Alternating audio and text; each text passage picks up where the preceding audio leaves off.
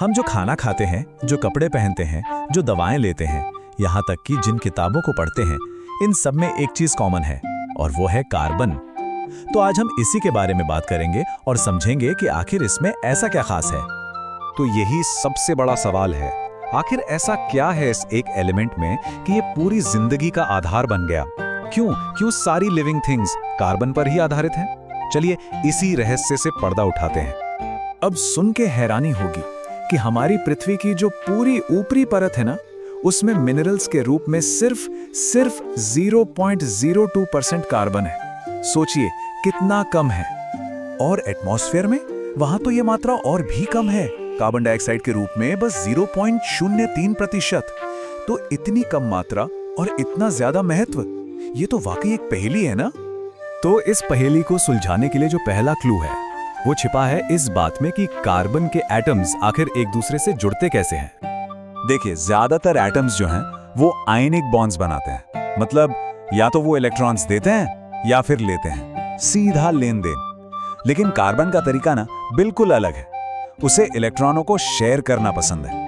इसको ना ऐसे समझते हैं, कार्बन के एटम के सबसे बाहरी शेल में होते हैं 4 इलेक्ट्रॉन्स।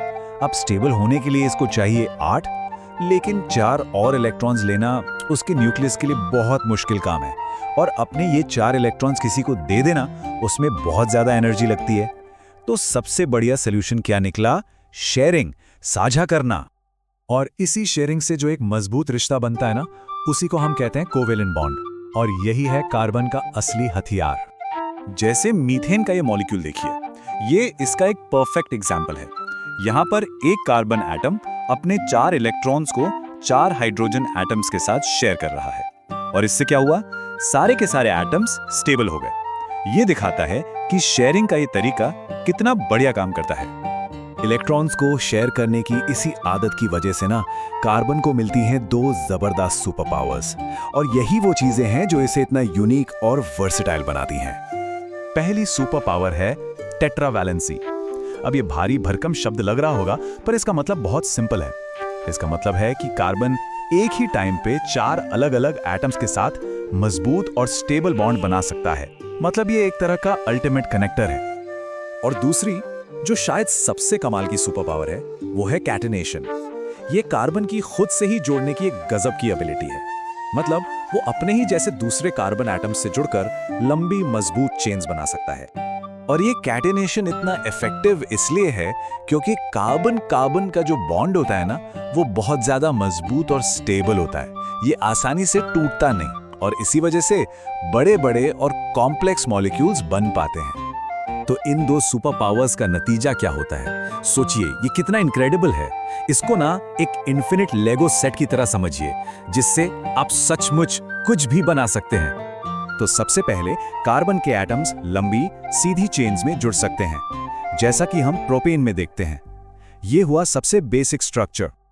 लेकिन कहानी यहीं खत्म नहीं होती। ये चेन्स सिर्फ सीधी नहीं रहती, इनमें से ब्रांचेस भी निकल सकती हैं। जैसे ब्यूटेन का ये स्ट्रक्चर देखिए, इससे और भी कॉम्प्लेक्स शेप्स बनाना पॉसिबल हो जाता है।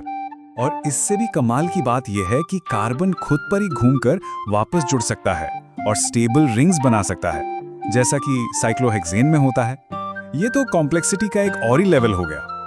और बात यही नहीं रुकती।